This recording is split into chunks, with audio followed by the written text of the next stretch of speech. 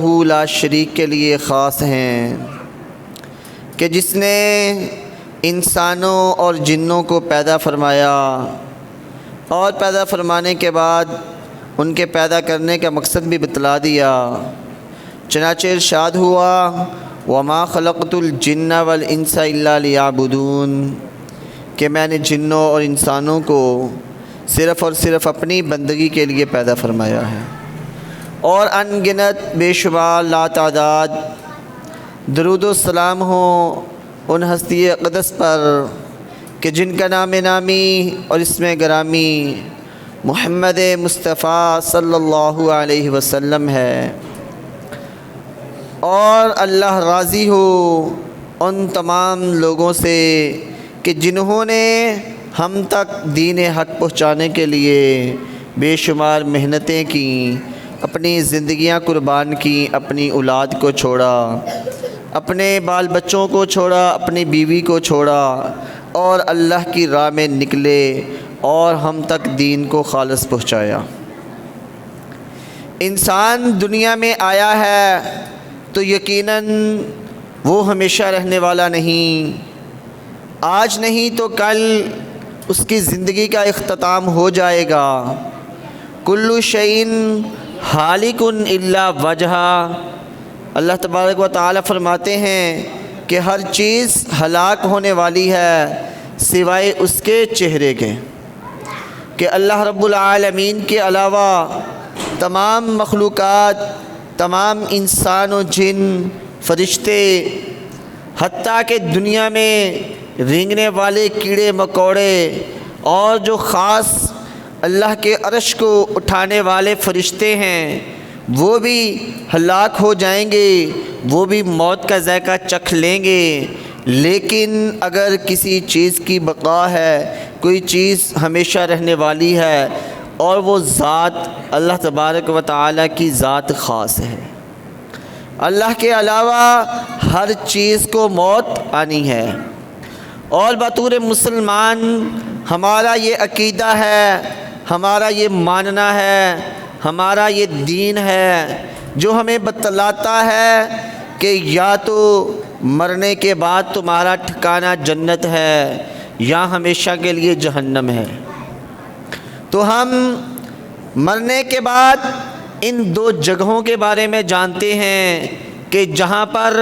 ہمارا ہمیشہ کے لیے مقام ہوگا۔ تو اس لیے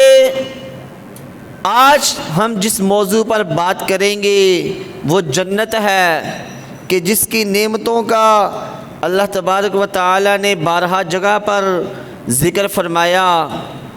جنات تجری من تحتها الانہار، کہ جنت وہ ہے جس کے نیچے سے نہریں بہتی ہیں۔ آج ہر انسان اس کے ذہن میں جنت کے بارے میں مختلف سوالات ہوتے ہیں، مختلف خیالات ہوتے ہیں، تو ہم دیکھتے ہیں کہ ان خیالات کو، ان تصورات کو اللہ تبارک و تعالی نے کیسے بیان کیا ہے۔ اللہ تبارک و تعالی سورہ آل عمران کے اندر ارشاد فرماتے ہیں کہ جنت کی چوڑائی زمین و آسمان کے برابر ہے۔ جتنی زمین ہے، جتنا آسمان ہے، اس کے برابر جنت کی چوڑائی ہے۔ سورۃ الرعد کے اندر فرماتے ہیں اللہ تبارک و تعالی جنت کے پھل اور جنت کی بہاریں ہمیشہ کے لیے ہوں گی، دائمی ہوں گی، ختم ہونے والی نہ ہوں گی۔ اور جنت کے اندر انسان کو نہ بھوک ستائے گی نہ پیاس لگے گی۔ جنت کے اندر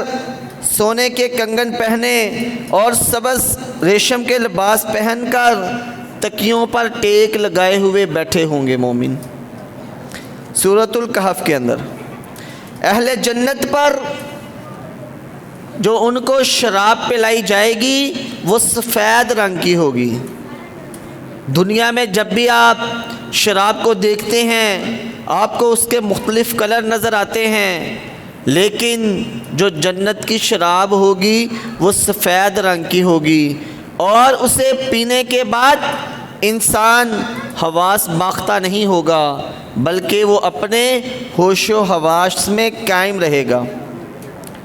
اور اہل جنت کے لیے ہیروں اور موتیوں جیسی شرمیلی نگاہوں والی بیویاں ہوں گی، جنہیں اس سے پہلے نہ کسی انسان نے چھوا ہوگا اور نہ کسی جن نے چھوا ہوگا۔ جنت کے اندر نہ تو بڑھاپا آئے گا اور نہ ہی جنت کے اندر موت آئے گی۔ ایک جنتی جب اپنے کنگن سمیت دنیا میں جھانک لے گا تو سورج کی روشنی ایسے ہی مانند پڑ جائے گی، ایسے ہی ختم ہو جائے گی جیسے کہ سورج کی روشنی میں ستاروں کی روشنی ختم ہو جاتی ہے۔ آج جب سورج نکلتا ہے تو ستاروں کو غائب کر دیتا ہے، اور ویسے ہی جب جنتی اپنے کنگنوں سمیت دنیا کے اندر جھانکے گا تو پھر یہ دنیا ایسے روشن ہو جائے گی کہ جیسے سورج کے چڑھنے سے روشن ہوتی ہے، اور سورج چھپ جائے گا، من پڑ جائے گا، سورج کی روشنی ختم ہو جائے گی۔ ترمذی کی روایت تھی، ایک صحیح بخاری کی روایت میں آتا ہے کہ آپ صلی اللہ علیہ وسلم نے فرمایا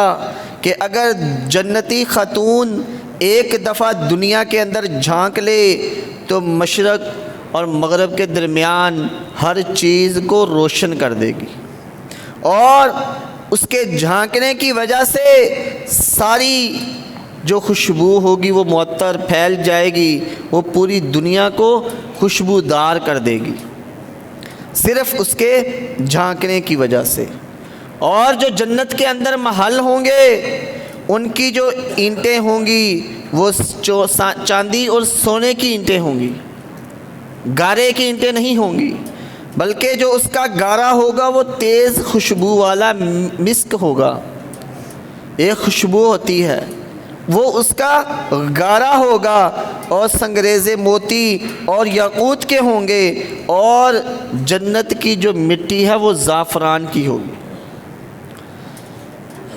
ایک روایت کے اندر آتا ہے کہ جنت کے 100 درجات ہیں، اور ہر درجے کے اندر زمین و آسمان جتنا فاصلہ ہے، جتنا زمین سے آسمان تک فاصلہ ہے اتنا ہی جنت کے درجوں کے اندر فاصلہ ہے۔ جنت کا اگر پھل کا ایک خوشہ دنیا کے اندر نازل کر دیا جائے اور دنیا کی تمام مخلوقات، تمام انسان اسے کھا لیں تو اس کے باوجود بھی وہ ختم نہیں ہوگا۔ ساری مخلوق کھا لے لیکن جنت کا ایک خوشہ بھی ان سے ختم نہیں ہوگا۔ جنت کے اندر ایک درخت ہے کہ جس کے سائے میں اگر گھڑ سوار اپنے گھوڑے کو دوڑانا شروع کر دے 100 سال تو گزر سکتے ہیں لیکن اس کا سایہ ختم نہیں ہو سکتا۔ یہ جنت اتنی قیمتی ہے کہ اگر کسی کو آپ صلی اللہ علیہ وسلم نے فرمایا کہ ایک کمان کے برابر جنت میں جگہ مل جائے تو وہ جگہ اس کے لیے دنیا زمین و آسمان سے بہتر ہے، کہ اگر وہ پوری دنیا کو بیچ بھی ڈالے تو پھر بھی وہ اس جگہ کو خریدنے کی طاقت نہیں رکھتا۔ وہ اتنی قیمتی جگہ ہے جنت کی۔ جنت کے بارے میں بعض لوگوں کے مختلف خیالات ہیں۔ شعراء نے اس کو ایسے بڑھا چڑھا کر بیان کیا ہے جیسے کہ یہ عیاشیوں کی جگہ ہو، اور اس کے بارے میں بعض لوگوں کے مختلف عقائد ہیں۔ ان میں سے بعض نے تو جنت کو ماننے سے ہی انکار کر دیا۔ بعض لوگ جہنم کے عذاب کے بھی انکاری ہیں کہ جہنم کے اندر عذاب نہیں ہوگا اور نہ قبر کے اندر عذاب ہوگا۔ یہ کام آپ صلی اللہ علیہ وسلم کے بعد دوسرے ہی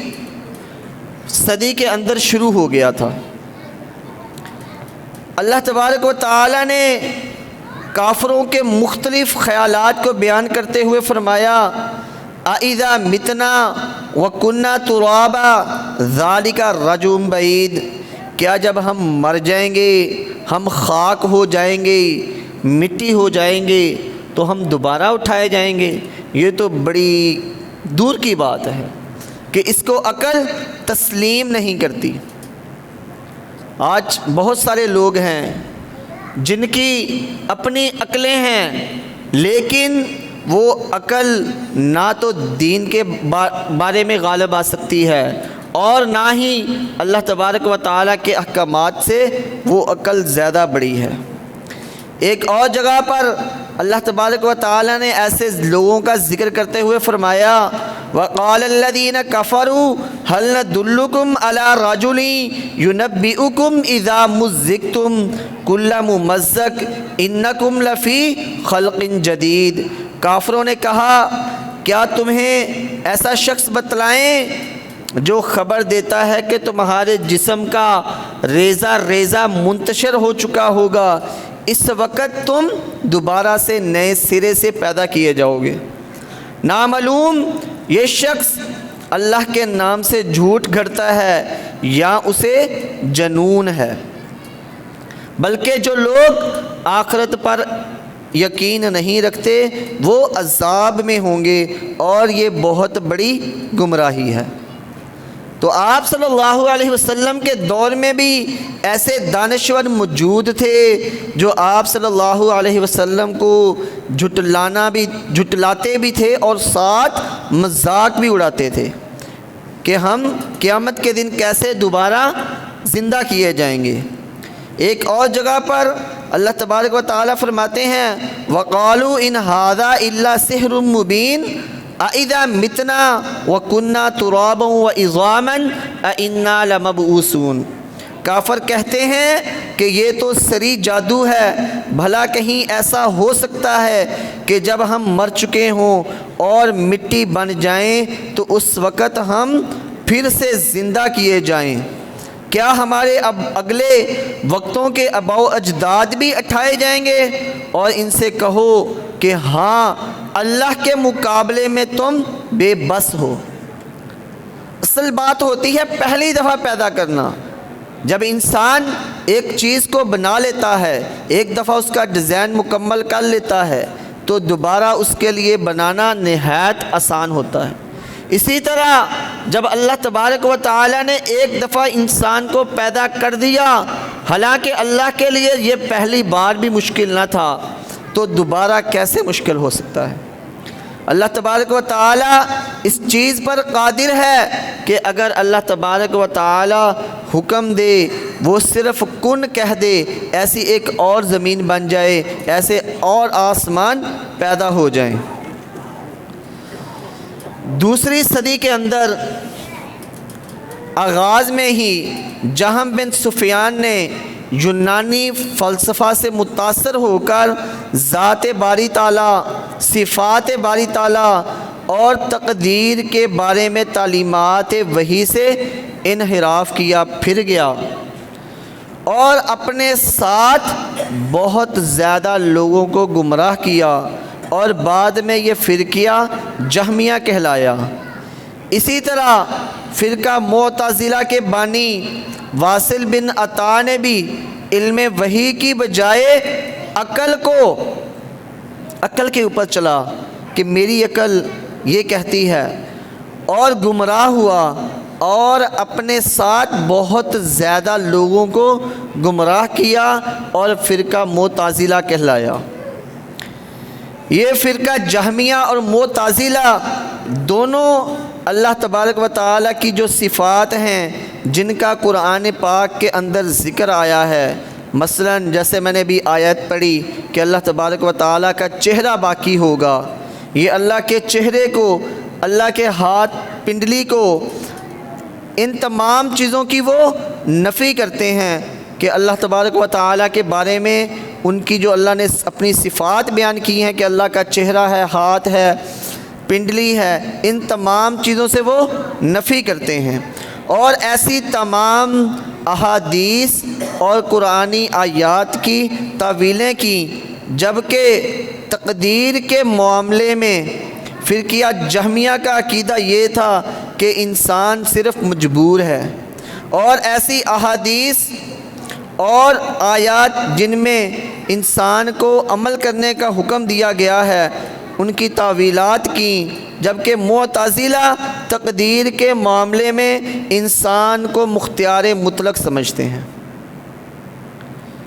یہ فرقے اور ان کے لوگ آج بھی موجود ہیں، اور آپ دیکھیں گے ایسے بہت سارے لوگ آپ کے ارد گرد ہی موجود ہوں گے جو قرآن و حدیث سے کسی نہ کسی معاملے میں اختلاف رکھتے ہیں۔ تو جو قرآن و حدیث سے دور ہیں، اور دور تو ہونا دور کی بات بلکہ وہ اس کے اندر اختلاف بھی کرتے ہیں، تو پھر ان کا ٹھکانہ جہنم کے علاوہ کچھ نہیں ہو سکتا۔ ہم جنت اور جہنم کو مانتے ہیں، جتنا انسان کے اندر یقین ہوتا ہے، ایمان ہوتا ہے، اسی کے مطابق وہ جنت اور جہنم پر یقین رکھتا ہے۔ اگر کسی کا ایمان کمزور ہے تو وہ کم یقین رکھتا ہے، اگر کسی کا ایمان زیادہ ہے تو وہ زیادہ اس بات پر یقین رکھتا ہے۔ ہم دنیا کے اندر چند باتوں کو میں آپ کے گوشے گزار کرتا ہوں کہ سائنس کہتی ہے کہ زمین گھومتی رہتی ہے، حالانکہ جب یہ زمین، ہماری جو عقل کہتی ہے، جب یہ زمین گھومتی ہے یا تھوڑا سے بھی ہلتی ہے تو زلزلہ آتا ہے، اور زلزلے کی وجہ سے تمام انسانیت، پورے انسان پریشان ہو جاتے ہیں۔ لیکن جب ہم سائنسدانوں سے سنتے ہیں کہ ہاں بھئی یہ زمین گھوم رہی ہے تو تب ہم ان کی باتوں پر یقین کر لیتے ہیں۔ اسی طرح یہ بھی کہنا ہے کہ سورج ساکن ہے جو صرف اپنے محور کے گرد گردش کرتا ہے، لیکن ہر انسان دیکھتا ہے کہ صبح سورج مشرق سے نکلتا ہے پھر مغرب میں غروب ہو جاتا ہے، لیکن ہمیں جب سائنس نے بتایا تو ہم نے یقین کر لیا۔ اسی طرح سورج کو بہت بڑا بتلایا جاتا ہے، زمین سے تقریباً 3,37,000 گنا بڑا ہے سورج، لیکن ہم جب دیکھتے ہیں تو ہمیں سورج چھوٹا سا نظر آتا ہے، 8-10 کی ایک گز کے برابر نظر آتا ہے، چھوٹا سا۔ لیکن ہم اس بات پر تو یقین کر لیتے ہیں کہ سائنسدان جو کہہ رہے ہیں وہ صحیح ہے، لیکن جو دین کو بنانے والا، جو انسانوں کو پیدا کرنے والا، انہیں عقلیں عطا کرنے والا ہے، ہم اس کی باتوں پر یقین نہیں کرتے۔ اسی طرح ایک اور فرقہ تھا، اور ان کا یہ عقیدہ تھا کہ جو نظام ہے اسلام کا، نماز، روزہ، حج، زکوٰۃ، صوفیہ کا یہ فرقہ تھا، وہ کہتے تھے کہ اس کے دو معنی و مفہوم ہے۔ ایک وہ جو ظاہری طور پر آپ صلی اللہ علیہ وسلم نے بتلا دیا، اور ایک وہ جو ہمارے صوفیہ کے اندر ہے کہ نماز نہ پڑھو کوئی مسئلہ نہیں، روزے نہ رکھو کوئی مسئلہ نہیں۔ اور آج بھی ایسے لوگ موجود ہیں جو یہ سمجھتے ہیں کہ ایک ظاہری علم تھا اور ایک باطنی علم ہے، اور باطنی علم صرف فقیروں وغیرہ کے پاس ہوتا ہے۔ آج بھی اس کائنات کے اندر اتنی ٹیکنالوجی اور اتنے علم ہونے کے باوجود بھی انسانوں کے اندر ایسے عقائد موجود ہیں۔ ہمیں ایمان لائے ہیں ہم اس بات پر جو اللہ تبارک و تعالی نے نازل کی۔ اللہ تبارک و تعالی فرماتے ہیں ذالک الکتاب لا ریب فیہ، کہ یہ ایسی کتاب ہے جس میں شک کی گنجائش نہیں، ھدی للمتقین، متقین کے لیے ہدایت کا ذریعہ ہے۔ اور متقین کون لوگ ہیں؟ الذین یؤمنون بالغیب، جو ایمان لاتے ہیں غیب کے ساتھ، بن دیکھے اللہ کو نہیں دیکھا، اللہ پر ایمان ہے، فرشتوں کو نہیں دیکھا، فرشتوں پر ایمان ہے، رسولوں کو نہیں دیکھا، رسولوں پر ایمان ہے، جو ایمان لاتے ہیں غیب کے ساتھ، وَيُقِيمُونَ الصَّلَاةَ، اور نمازوں کو قائم کرتے ہیں، وَمِمَّا رَزَقْنَاهُمْ يُنْفِقُونَ، اور جو ہم نے ان کو رزق دیا وہ اس میں سے خرچ کرتے ہیں۔ ہم جنت کے بارے میں بات کر رہے تھے، تو انشاءاللہ جنت کے اندر کون سے لوگوں کو شامل کیا جائے گا، اور جنت کا سب سے بہترین درجہ کون سا ہے، اور جنت کے بارے میں مزید تفصیلات، جنت کے اندر انسانوں کو کون کون سی سہولتیں میسر آئیں گی، انشاءاللہ اس کے بارے میں آئندہ خطبۃ الجمعۃ المبارک کے اندر مکمل وضاحت کی جائے گی۔ اللہ تبارک و تعالی سے دعا ہے کہ جو کہا گیا اور جو